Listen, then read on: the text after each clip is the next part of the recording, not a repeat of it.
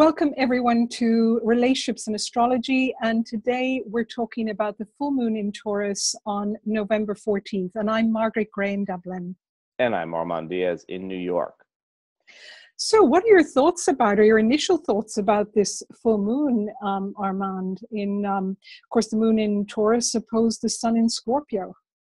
Well, full moons always bring things to light, and they're a very active time. They're a time when things are kind of buzzing. There's not a lot of reflection usually, I think, with full moons. We see stuff, we experience stuff, but it's not a great time. It's not so easy to make a decision with the full moon. It's kind of like we see the results of past decisions. And in the sign of Taurus, it's a very earthy sign. It's a very grounded sign. Yes, I think this one is a particularly interesting one. And, like we were talking about earlier, that I think the opposition, these two signs, when they're in opposition to each other in the zodiac, they're probably two of the signs that are a little more complex in terms of integrating them. And the full moon always brings up these oppositions, but often there's a point of integration. But I think because the Taurus energies are so earthy and like to stay on on the surface, on the ground, very grounded. And that's really their gift, that they are so grounded. And then the Scorpionic energies really want to pull us right beneath the ground into the underworld. So I think, in relationships, there may be a little bit of a conflict between that desire to stay within the very familiar, comfortable arena, which of course is the arena of the moon anyway, the lunar realm, the familiar realm. And then the sun, which challenges really to go beneath that and to go into really what's behind it, what's in the unconscious, what lies beneath in the realm of the relationship. So I think it's a very interesting full moon. No, totally. Scorpio wants to go deep, wants to dig up stuff, wants to see, and Taurus is not so happy with that. And there are some aspects around this full moon that are kind of interesting, because just before the full moon, the sun is going to be quincunx to Uranus in Aries. And there's the sun in Scorpio and Uranus in Aries, there's a challenge. It really is. It feels like there's the potential for new seeds to be planted. And I think before that happens, though, and I think that's where there's the balance between these two signs, that in a way, before the Taurian energies can have the kind of peace and tranquility and serenity, which it really craves, first the work has to be done of going into the underworld. And I think then the aspect to Uranus is also about the promise that once that work is done, there can be a really nice new beginning. So there's something very attractive at the end of that. At the end of it, but it's a disruptive energy. It's a disruptive Yes. energy. I mean, the sun and Uranus clashing in a way that may be a little bit out of our awareness, because it is a quincunx. It isn't the most obvious aspect. The need for independence, to do your own thing, and then that sort of scorpionic merging. Let's do this together, at odds with each other, but not necessarily in a way that is very overt.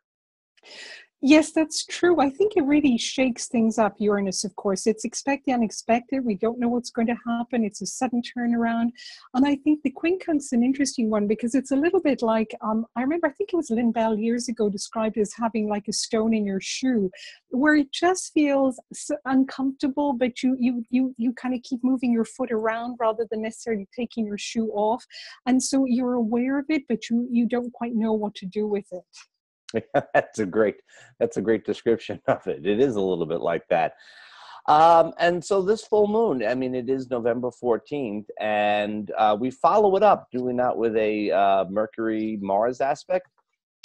Yes, indeed. And Mercury, of course, the day before has just gone into Sagittarius. So I think that's kind of something for, people to think about in relationships, because it's a very fiery, dynamic Mercury. And sometimes words may come out very fast, but it may be good to kind of, put some thought into, what's being said, because Mercury and fire has the gift of really communicating very rapidly, but not always editing what comes out. And so that might be something just to keep in mind, particularly with the Sun-Uranus aspect. I think, too, it would be really important to keep in mind that it is not necessarily the case that the other person shares your assumptions. And sometimes Mercury in a fire sign, it's, you know, it's all obvious. And, you know, it's not necessarily all that obvious. And so it's very good to keep in mind that we should listen as well as express ourselves. It's, you know, full moon, it's easy to express yourself and say what's on your mind. Listening, the other half of the thing, is a little bit trickier, especially with Mercury perhaps in Sagittarius.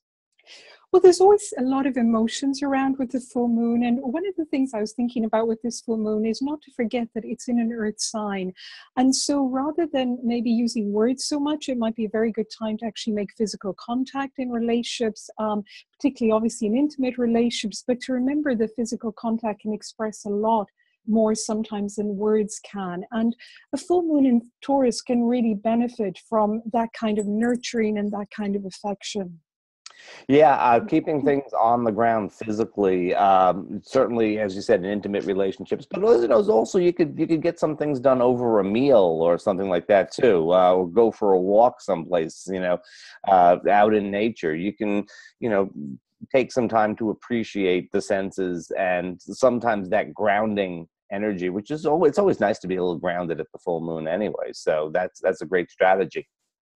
One last thing I also wanted to mention is that I think there's the potential for some healing with this full moon from what started with the new moon in Scorpio, which was October 30th, that we last talked about it, of course, in our last YouTube recording. And also because this one, I'm just looking, it makes, oh yes, it's trine. The sun was trine Chiron just before it. So I think there's the potential to heal some of those old patterns around codependency, around any of those really kind of issues around, you know, those kind of Piscean themes that can come up at their most restrictive. So I think this is an opportunity to move a step beyond that. For certain. And as we're going to discuss in our next video, the end of November has a very Piscean feel to it, very Neptunian, very Piscean feel to it. And this full moon will, in a sense, be bringing us into that. It's sort of the trumpeting the beginning of this very Neptunian time. And that sun trine to Chiron is a very good way to begin. So it is very much a healing type of energy. So I guess we've come to the end of our time once more, and a very happy full moon to everyone. And see you soon, Armand. Thanks a lot. Thank you, Margaret. See you soon. Bye-bye.